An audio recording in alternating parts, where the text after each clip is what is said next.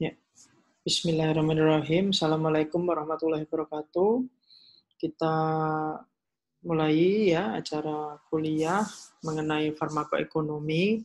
Pada pertemuan kali ini saya ingin menjelaskan tentang pentingnya farmakoekonomi atau health economic evaluation di universal health coverage era gitu ya.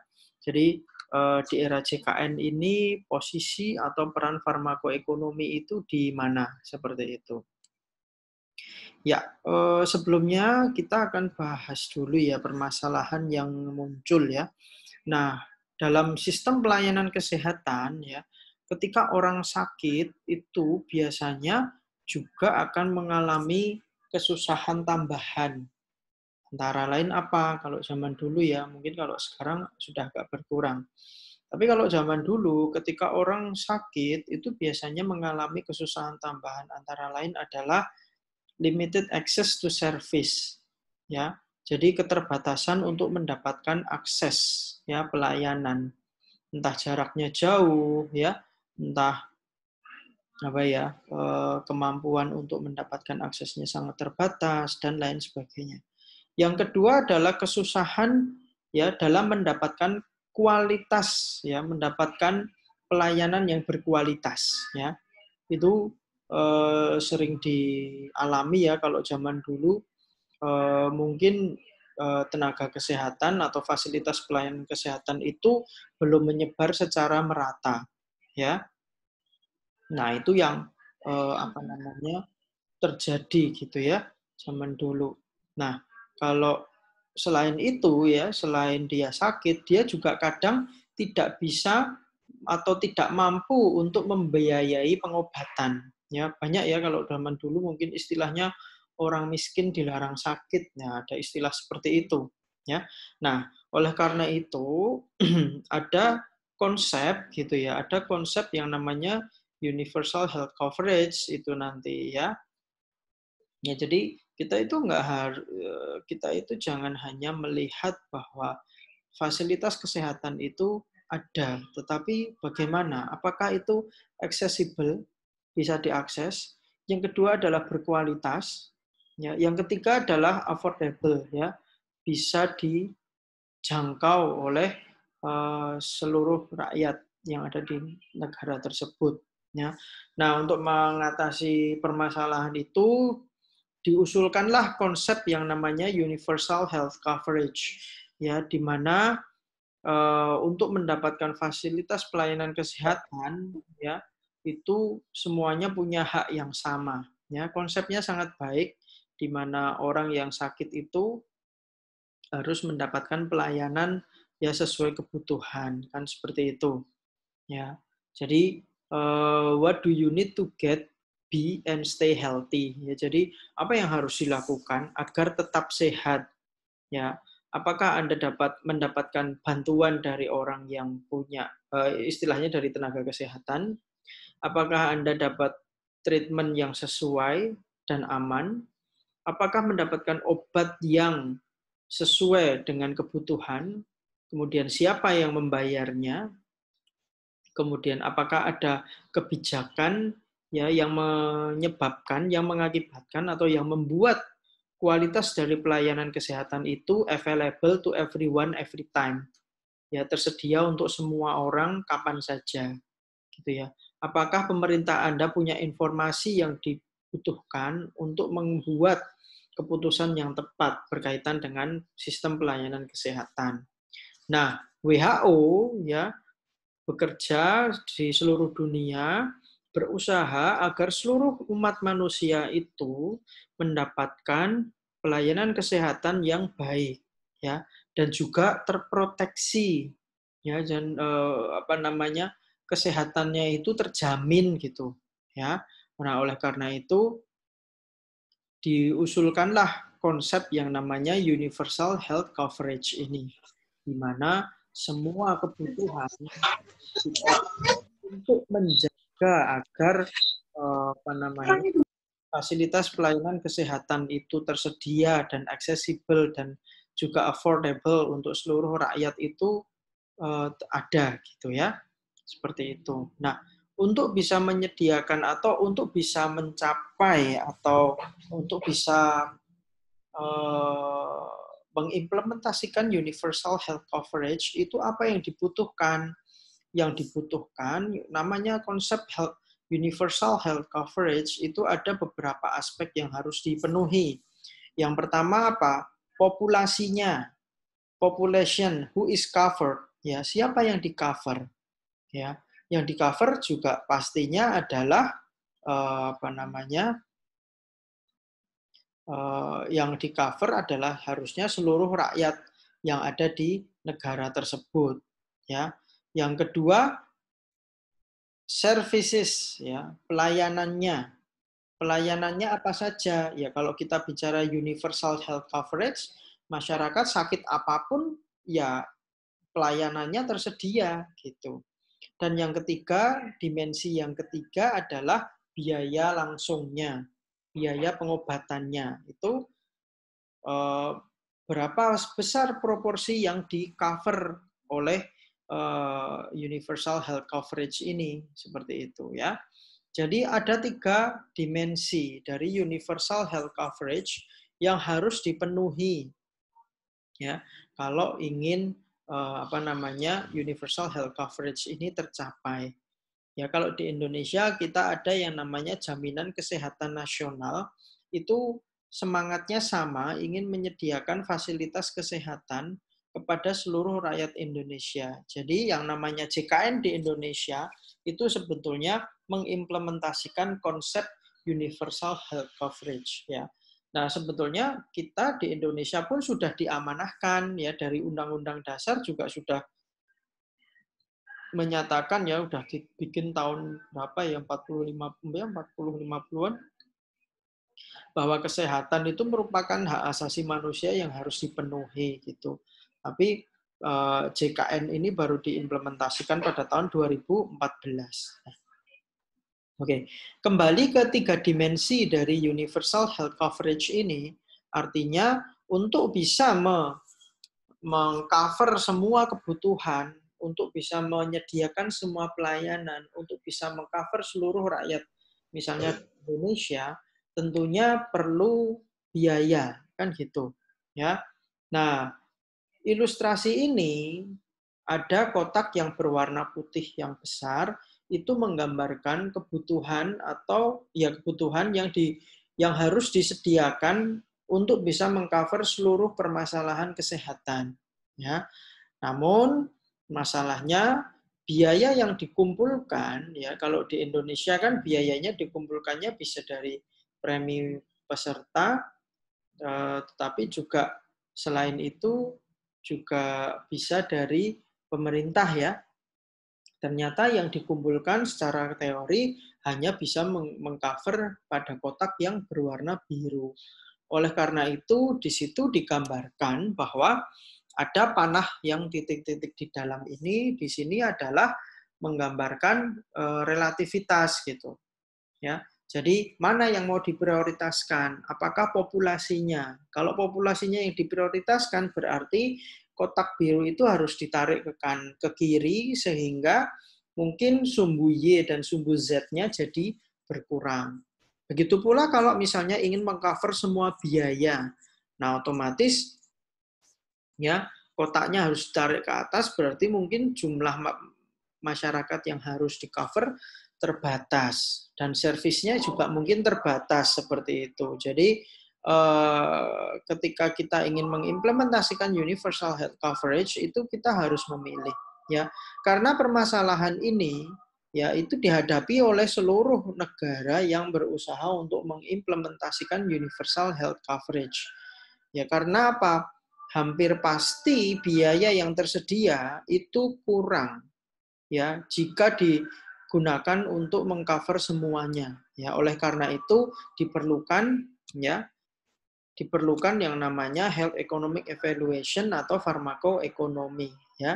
Jadi di sini peran dari farmakoekonomi adalah membantu mengoptimalisasi dana ya dalam kotak biru tersebut agar bisa memberikan manfaat yang paling maksimal seperti itu ya. Memang tidak bisa membuat kotak biru itu penuh di kotak putih, tapi paling tidak mengoptimalkan uang yang terbatas itu agar mendapatkan manfaat yang paling besar seperti itu. Ya, jadi ini adalah peran dari farmakoekonomi, yaitu membantu pemerintah dalam secara teori ya, membantu pemerintah dalam membantu ini menentukan bahwa kotak birunya itu harus dibuat seperti apa gitu ya, agar nanti manfaatnya bisa maksimal seperti itu. Nah, kalau kita bicara tentang farmakoekonomi gitu ya, tujuannya adalah menyediakan informasi atau bukti ilmiah ya. Kalau kita bicara tentang informasi atau bukti ilmiah, berarti itu harus dilakukan melalui proses-proses yang terstandar. Artinya apa? Health Economic Evaluation atau farmakoekonomi itu merupakan suatu aktivitas penelitian. Ya, karena informasi yang dihasilkan oleh farmakoekonomi ini adalah digunakan untuk membantu pemerintah ini ya menyediakan informasi to decision maker kepada pengambil kebijakan mengenai penggunaan yang efisien dari sumber daya yang tersedia, yaitu dana biru tadi ya, untuk memberikan health benefit yang maksimal ya. Seperti itu. Jadi ini peran dari farmakoekonomi atau health economic evaluation. Ya. Terus apa yang dilakukan oleh farmakoekonomi? Ya, farmakoekonomi itu sebetulnya merupakan analisis dua dimensi dari dua atau lebih alternatif dari teknologi kesehatan. Ya, jadi yang kalau kita bicara tentang farmakoekonomi, kita harus aware tentang pengertian ini, ya. Evaluasi dua dimensi, ya, evaluasi dua dimensi dua atau lebih alternatif.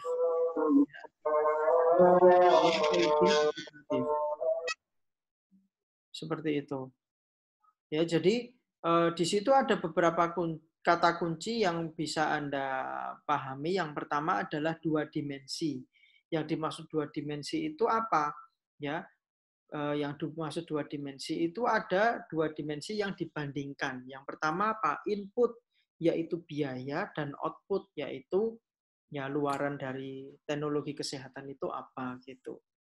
Ya, dalam hal ini kalau kita bicara farmakoekonomi, outputnya bisa dilihat dari sisi kesehatan, bisa dari sisi uang, bisa dari humanistik. Ya, nanti akan kita bahas di pertemuan yang lain untuk mengenai output ini. Ya, jadi harus diingat bahwa farmakoekonomi itu pasti atau harusnya membandingkan strategi. Nah, kalau kita bicara membandingkan, berarti kan ada lebih dari satu. Kemudian health teknologinya itu tidak hanya farmako gitu. Memang meskipun mata kuliah ini adalah farmakoekonomi, paling cocok memang yang dievaluasi adalah obat. Ya. Tetapi kalau kita bicara health economic evaluation, yang dimaksud dengan health technology itu tidak hanya obat, bisa obat itu sendiri, bisa medication technology, ya, bisa alat diagnostik, bisa strategi pencegahan, ya. Jadi misalnya obat mau dievaluasi, obat mana yang lebih baik, seperti itu bisa dipakai dievaluasi, obat mana yang cost efektif, lebih cost efektif, itu bisa menggunakan farmakoekonomi atau health economic evaluation ini. Kemudian bisa medication technology, misalnya apa? Ya teknologi kesehatan misalnya implan atau misalnya ya banyak sekali ya teknologi kesehatan, teknologi pengobatan atau misalnya akupunktur dan lain sebagainya itu kan juga bisa termasuk dalam teknologi kesehatan. Kemudian bisa juga tentang diagnostik tool ya MRI atau CT scan misalnya seperti itu, perlu nggak kita mempunyai itu. Kemudian prevention strategy, misalnya ya strategi pencegahan, apakah pap smear, IVA, sadari, ya berbagai macam pencegahan itu perlu dilakukan apa tidak untuk mencegah penyakit di masa depan, seperti itu. Nah, itu filosofi dan posisi dari farmakoekonomi. Ya, tadi kalau peran dari farmakoekonomi adalah menyediakan bukti ilmiah kepada pengambil kebijakan untuk bisa mengalokasikan dana biru yang terbatas tadi agar memberikan manfaat yang besar kepada masyarakat. Ya, yang kedua juga di sini tadi kita bahas tentang bahwa farmakoekonomi itu mesti ada dua dimensi dan ada dua alternatif. Seperti itu. Dimensinya ada dua, yaitu biaya sebagai input, ya karena dana biru tadi itu kan inputnya gitu. Mau kita alokasikan untuk apa? Yang memberikan output yang paling maksimal. Kemudian health technology bisa bermacam-macam seperti itu. Oke, kalau kita bicara tentang farmakoekonomi, ya kita perlu memahami apa yang dimaksud dengan cost effectiveness plan. Ya, kalau kita bicara tentang perbandingan, berarti kan kita harus membandingkan sesuatu dengan sesuatu yang lain. Biasanya, ya, kalau kita fokus ke obat, berarti kan kita misalnya ada suatu pabrik obat menghasilkan obat baru, tentunya obat baru itu kan ditujukan untuk menggantikan obat lama yang mungkin punya kelemahan, atau obat baru tersebut punya kelebihan tertentu, misalnya seperti itu ya. Nah, oleh karena itu di farmakoekonomi kita fokus pada selisih gitu. Nah, selisih apa? Ya selisih dari dua dimensi tadi. Dimensi input yaitu biaya dan dimensi output ya. Misalnya efektivitas obat baru, misalnya kayak gitu. Nah, kalau kita bicara perbandingan selisih, berarti kan di sini kita akan memplotkan gitu ya, selisih dari obat yang baru dengan obat yang lama itu dari sisi biaya dan dari sisi efektivitas itu seperti apa ya. Nah, misalnya obat baru ya, obat baru kan dibuat tentunya harapannya memberikan efektivitas yang lebih baik kan ya dari obat yang lama. Intinya mempunyai kelebihan tertentu ya. Oleh karena itu obat baru biasanya dijual lebih mahal gitu kan. Ya, atau kalau misalnya kita lihat dari biaya pembiayaannya, biayanya mesti lebih mahal seperti itu. Dia lebih besar biayanya karena dia obat baru. Tapi karena dia memberikan manfaat yang lebih baik, ya wajar gitu ya. Nah, kalau tanya seperti itu, ditaruhnya di mana gitu ya? Ditaruhnya di kalau misalnya obat baru, kita mau membandingkan obat baru dengan obat lama, nah ternyata obat barunya itu biayanya lebih besar, tapi dia juga mempunyai efektivitas yang lebih baik, berarti dia letaknya di kuadran 1, seperti itu. Jadi di sebelah sini. Ya, karena apa? Obat barunya lebih mahal, biayanya loh ya, bukan harganya. Ya, jadi obat barunya lebih mahal, berarti dia kan letaknya di atas. Nah, tetapi obat baru tersebut, ya karena kalau dia lebih mahal, obat baru, nilai biaya obat baru dikurangi nilai biaya obat lama kan nilainya positif karena dia lebih besar. Sehingga letaknya karena positif dia di atas. Ya, kalau misalnya obat baru tersebut biayanya lebih murah, misalnya seperti itu, atau biayanya lebih sedikit, berarti kalau misalnya biaya obat baru dikurangi biaya obat lama, karena biayanya lebih sedikit obat barunya, kalau diselisihkan, berarti selisihnya dia akan minus. Jadi obat baru itu biayanya akan lebih rendah. Jadi letaknya di sini di bawah. Nah, tapi kalau misalnya itu kan baru satu dimensi, yaitu dimensi biaya. Nah, kalau misalnya padahal kita kan kalau di farmakoekonomi mempertimbangkan ada dua dimensi, yaitu biaya dan output. Nah, outputnya apa? Misalnya efektivitas. Kalau dilihat dari efeknya, misalnya obat baru tadi, yang lebih mahal tadi, yang lebih besar biayanya, ternyata dia memberikan efektivitas yang baik. Nah, kalau efektivitas itu dikuantifikasi, kemudian dikurangi ya, efektivitas dari obat baru dikurangi efektivitas obat lama, berarti dia kan nilainya positif karena efektivitas obat barunya lebih tinggi. Nah, kalau lebih nilainya positif, kalau diplot di sumbu X, berarti dia terletaknya di sebelah kanan, seperti itu. Jadi, kalau misalnya obat barunya efektivitasnya lebih rendah, itu berarti dia letaknya di plane-nya ini, di cost effectiveness plane-nya ini di sebelah kiri, seperti itu. Nah, Anda harus bisa melogika ya. Coba silahkan nanti di logika, mungkin videonya bisa di-pause nanti kalau misalnya lagi mendengarkan ulang. Misalnya biaya obat barunya itu lebih murah, tapi efektivitasnya lebih tinggi. Nah, dia terletak di kuadran berapa gitu. Oh, karena biaya obat barunya lebih murah, lebih murah, berarti dia letaknya di bawah. Tapi karena dia efektivitasnya lebih baik, oh berarti dia di kanan. Oh, berarti posisinya si obat baru dia di kuadran 2. Nah, sebetulnya posisi seperti itu yang diinginkan. Jadi obat barunya lebih baik, tapi biayanya lebih murah. Tapi kan itu mungkin jarang ya seperti itu. Biasanya kan kalau industri farmasi mempunyai obat yang baru, tentunya dia akan berusaha mendapatkan keuntungan yang banyak. Ya wajar, mereka kan memang bisnis gitu. Ya, biasanya obat baru karena dia punya manfaat yang lebih besar, biasanya biayanya lebih besar. Nah, oleh karena itu seringnya kalau kasusnya seperti itu terletak di kuadran 1 seperti itu ya.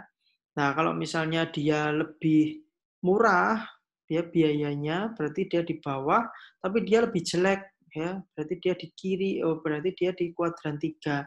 Nah, kalau seperti itu gimana? Dia lebih murah, tapi lebih jelek. Nah, ini berarti kan dia hanya mempertimbangkan aspek ekonomi dan mengorbankan aspek kesehatan, ya kan? Nah, sebetulnya kita, karena tadi konteksnya mengambil keputusan, obat-obat di golongan 2 dan golongan 4, di kuadran 2 dan kuadran 4, itu sudah bisa kita putuskan kalau memang datanya seperti itu. Kenapa? Obat di kuadran 2 dari total biaya ternyata dia lebih murah, tetapi dia lebih baik ya, sudah lebih murah dan lebih baik secara efektivitas. Nah, kalau ada obat yang ceritanya seperti itu, harusnya dibeli ya, misalnya oleh pemerintah untuk dimasukkan ke BPJS, masukkan ke formularium nasional sehingga bisa digunakan seluruh rakyat Indonesia. Kebalikannya, kalau misalnya obat-obat di kuadran 4 ini secara biaya dia lebih tinggi, ya tetapi secara efektivitas dia lebih jelek. Nah, kalau ada obat baru udah mahal, ya efeknya lebih jelek, lah ngapain kita beli? Nah, pasti obat-obat yang letaknya di kuadran 4 ini langsung ditolak. Ya langsung udah kita nggak bisa, karena harganya lebih mahal dan manfaatnya lebih jelek. Ya. Nah, yang sering kalau di farmakoekonomi biasanya dia letaknya di kuadran 1 ya. Kenapa? Ya tadi karena industri farmasi kan berusaha untuk mendapatkan keuntungan. Ya. Kenapa? Karena dia tahu bahwa produknya itu lebih baik dari yang ada di pasaran. Oleh karena itu seringnya dia menjual dengan harga yang lebih tinggi. Yang mana menurut saya itu manusiawi gitu karena dia punya nilai tambah, ya dia bisa menjual dengan lebih tinggi. Nah, masalahnya adalah seberapa besar kita mau membelinya gitu. Kalau memang harganya memang di luar kemampuan, ya kita tidak bisa membeli, akibatnya pakai obat yang lama gitu. Nah, oleh karena itu di sini ada garis melintang ya, ada garis putus-putus. Di sini menggambarkan adalah berapa nilai maksimum dari suatu pengambil keputusan, misalnya suatu negara atau suatu rumah sakit, itu bersedia untuk membayar tambahan manfaat tadi. Ya, kan tadi kan dihitung selisih manfaat kan, manfaatnya berupa efektivitas. Nah, nanti ada yang namanya satuannya ICER, kita mau bayar setiap tambahan manfaatnya itu berapa rupiah atau berapa dolar seperti itu. Nah, nanti akan ada teorinya di belakang ya. Biasanya itu 3 kali GDP kalau yang digunakan secara normatif ya. Sehingga kalau misalnya nilai rasio dari selisih biaya dan selisih manfaat tadi itu lebih rendah dari batas maksimum, berarti itu bisa masuk ke sistem pelayanan kesehatan. Tetapi kalau rasio biaya dan manfaat tadi lebih tinggi daripada kemauan untuk kita membayar tambahan manfaat tadi, itu ya akhirnya obat itu ditolak gitu karena ya terlalu mahal dalam tanda kutip ya. Ini ada ilustrasi ya, bagaimana sih cost effectiveness analysis itu gitu ya. Misalnya begini, ada obat A. Ya, si obat A itu mempunyai, kalau misalnya dilakukan studi analisis, menghabiskan biaya sebesar $10.000. Ya. Nah, kalau misalnya obat A itu kalau diukur outcome-nya itu kalau dikuantifikasi, misalnya kualitas hidup. Ya, kualitas hidup itu kan konsep teori. Dia nilainya antara 0 sampai 1. 1 itu misalnya sehat paripurna, kalau 0 itu dia meninggal. Gitu ya. Jadi kalau ada orang sakit berarti antara 0 sampai 1. Nah, dalam kasus ini misalnya obat A itu digunakan pada pasien tertentu, ternyata biayanya 10.000. Dan ketika diukur outcome-nya, luarannya, ternyata outcome-nya 0,75 kualitas hidupnya. Ya. Nah, kemudian ini ada 3 obat baru ya dari 3 pabrik yang berbeda misalnya. Nah, ketika dilakukan analisis ya dikumpulkan datanya orang-orang yang menggunakan obat tersebut ternyata ada biaya konsekuensinya ya. Nah, ternyata obat yang B1 itu mempunyai biaya sebesar atau menghabiskan biaya sebesar 10.500. Berarti obatnya lebih mahal atau biayanya lebih besar ya. Kenapa saya tidak menekankan bahwa biaya dan harga itu beda karena harga itu hanya merupakan salah satu komponen dari biaya. Kalau biaya itu mengcover ya harga obat itu sendiri. Kemudian kalau di rumah sakit ya ada jasa dokternya, ada sewa kamarnya, ada laboratoriumnya. Nah, itu biaya. Tapi kalau harga itu ya cuman harga. Makanya saya di sini menekankan bahwa yang dianalisis dalam farmakoekonomi itu bukan harganya, tetapi adalah biayanya. Seperti itu. Nah, oke, kembali ke contoh. Di B1, obat B1 ternyata biayanya 10.500. Tetapi karena dia obat baru, dia mempunyai manfaat juga lebih baik. Ternyata outcome-nya dia di 0,83. Jadi orang-orang yang pakai obat B1, dia kondisi kesehatannya dinilai 0,83. Kalau obat orang-orang yang atau pasien yang menggunakan obat A, kualitas hidupnya, posisi kesehatannya adalah di 0,75 seperti itu. Nah, kalau diselisihkan bagaimana? Nah, tinggal dilihat selisihnya. Obat B1 10.500 dikurangi 10.000 berarti selisihnya 500. Berarti kalau diplot di cost effectiveness plan obat B1 disumbu Y-nya di angka 500 karena nilainya positif 500. Nah, kalau di outcome, ya tinggal B1 dikurangi A, yaitu 0,83 dikurangi 0,75 adalah 0,08. Jadi di sumbu X-nya dia berada di 0,08 di sini. Jadi kalau kita pertimbangkan antara selisih biaya dan selisih outcomes, itu letaknya B1 ada di sini. Ya. Nanti letaknya B2 karena dia lebih murah berarti dia negatif ya. 9.800 dikurangi 10.000 kan negatif 200, letaknya di situ. Dan dia ternyata masih memberikan manfaat 0,75 berarti selisihnya 0,05 berarti letaknya 0,05, biayanya minus 200, obat B2 letaknya di sini. Ya. Nah, terus kalau yang B3 di mana? Ternyata dia letaknya di sini. Nanti silahkan Anda gunakan sebagai latihan seperti itu. Terus bagaimana, apa yang dilakukan selanjutnya? Yang pasti adalah kita menghitung rasio dari selisih. Makanya disebut incremental cost effectiveness ratio. Rasio dari selisih biaya dan selisih efektivitas. Makanya rumusnya adalah cost 1 dikurangi cost 0. Cost 1 itu adalah biaya pada obat baru, karena cost 0 itu kan ya obat sekarang yang ingin digantikan gitu ya, obat lama yang dalam praktek sehari-hari sudah digunakan, misalnya seperti itu. Efektivitas juga sama, efektivitas obat baru dikurangi dengan efektivitas obat lama, misalnya seperti itu. Nah, terus bagaimana? Berarti kan kita harus menghitung selisih. Ya, obat B1 selisihnya berapa? Tadi sudah dihitung 500, B2 minus 200, B3 800. Koalisnya atau outcome-nya, kalau selisihnya 0,83 kurangi 0,75 adalah 0,08, kemudian 0,05 dan 0,03. Nah, kalau incremental cost effectiveness rasio, buntutnya ada rasio, berarti harus dirasiokan.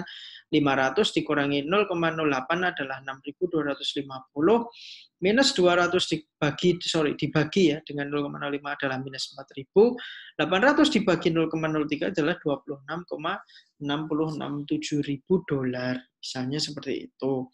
Nah, terus gimana? Mana yang harus kita pilih? Kalau biasanya kalau misalnya seperti ini, otomatis kita pilih obat B2. Kenapa? Karena dia biayanya lebih rendah dan efektivitasnya lebih tinggi.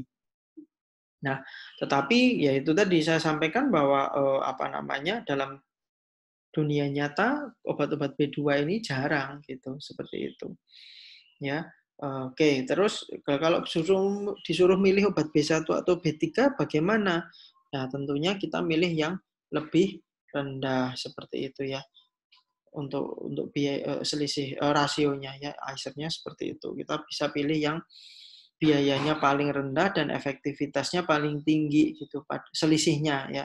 Nah, kalau di sini memang obat B1 ini kalau dibandingkan dengan B3 dia lebih cost efektif gitu karena dia lebih murah selisihnya dan lebih baik, lebih besar selisih efektivitasnya. Nah, masalahnya kadang kalau misalnya hanya satu, misalnya hanya ada obat B1, ICER-nya sekian 6.250. Terus kita mutusinya bagaimana gitu.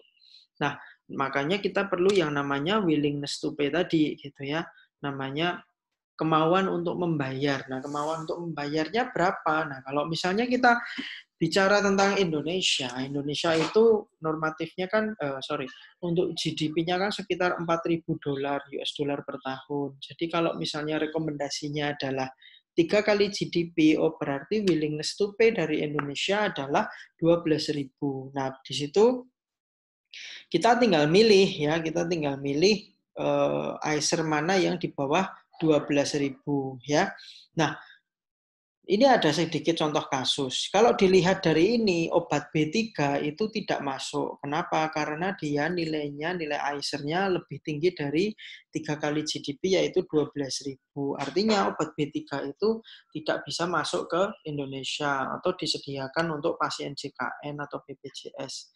Atau nggak bisa masuk Fornas. Tapi antara keduanya ini, obat B1 dan B2, nah, kalau kalau kita bicara dari sisi kesehatan, kita sebetulnya antara B1 dan B2 kita harus milih obat B1. Kenapa? Karena manfaatnya lebih besar, membuat masyarakat itu jadi lebih sehatnya lebih banyak. Kan seperti itu. Kenapa? Karena obat B2 selisih kualitas hidupnya atau efektivitasnya selisihnya cuma 0,05. Sedangkan obat B1 selisihnya adalah 0,08. Tentunya kalau dari sisi kesehatan kita harus milih yang B1. Tetapi kan di sini kita harus mempertimbangkan efek ekonominya juga. Kalau dari sisi ekonomi pilih obat yang B2 karena apa? Dia menghemat gitu, menghemat pengeluaran. Ya, seperti itu. Nah, itu yang harusnya dipertimbangkan. Ya, oleh karena itu, nah, terus kita pilih yang mana? Ya, tergantung untuk amannya ya pakai WTP tadi ya, 12.000, 3 kali 4.000, GDP-nya Indonesia tahun yang lalu gitu ya sekitar 4.000, kalau dikali 3 kan 12.000.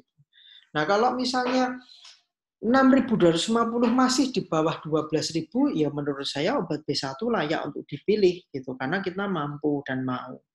Tapi kalau kita lagi kondisi krisis ya, keuangan lagi sulit ya, kita harus melakukan penghematan. Nah, kita bisa memilih obat B2 gitu. Kenapa? Ya karena kita mempunyai pertimbangan aspek ekonomi yang mendesak seperti itu. Tapi kalau kondisi normal ya kita harus memaksimalkan manfaat yaitu yang B1 gitu. Tapi kalau kondisi yang terpaksa, ya terpaksa kita pilih yang B2 seperti itu.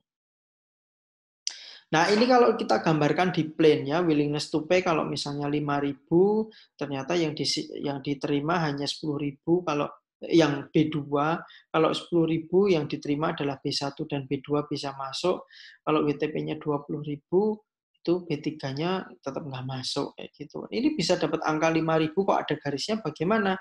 Ya tadi kan rumus dari WTP atau ICER itu kan biaya dibagi luaran ya. Ya kalau misalnya kita biayanya 100 dibagi berapa ketemunya 5.000 kan 0,02 ya. Jadi titiknya ketemunya di sini ya. Kalau 200 dibagi berapa ketemunya 5.000 kan 0,04. Jadi titiknya di sini. 300 dibagi berapa ketemunya 5.000 kan 0,06, titiknya di sini. Dan dari situ kita tarik garis untuk membantu kita melihat posisi dari obat-obat tersebut di cost effectiveness plan seperti apa. Sehingga dari situ kita bisa memilih mana yang masuk atau mana yang berada di bawah WTP. Nah, B2 ini jelas harus menjadi idaman. Kenapa? WTP kita 0 saja, kita nggak mau bayar lah kalau ada biaya tambahan misalnya seperti itu. Itu tetap kita masukkan, karena apa? Dia biayanya minus. Seperti itu ya. Nah, itu tadi dalam proses pengambilan keputusan, dalam proses pengambilan kebijakan, itu apa namanya, willingness to pay penting gitu, karena dia bisa membantu dalam mengambil keputusan ya. Keputusan apakah dia diterima obat barunya atau ditolak obat barunya itu bisa dibantu oleh willingness to pay yang digunakan di suatu negara tadi. Misalnya tadi 5.000, B1 di reject, dia nggak boleh masuk Fornas, B2 masuk, B3 nggak masuk. Kalau dinaikkan willingness to pay-nya 10.000, oh B1 bisa masuk, B2 masuk, B3 tetap tidak masuk. B3 itu baru masuk kalau willingness to pay kita 30.000 US dollar, international dollar. Seperti itu. Nah, ini adalah apa namanya? Ini adalah peran dari farmakoekonomi di era JKN. Ya, tadi kan di era JKN Universal Health Coverage itu adalah apa namanya? Harus melakukan efisiensi biaya kan untuk mendapatkan manfaat yang paling besar. Nah, farmakoekonomi ini yang membantu ya pengambil kebijakan dalam memutuskan obat mana yang harus kita ambil atau teknologi kesehatan mana yang harus kita ambil menggunakan data-data tadi, input dan output, dengan membandingkan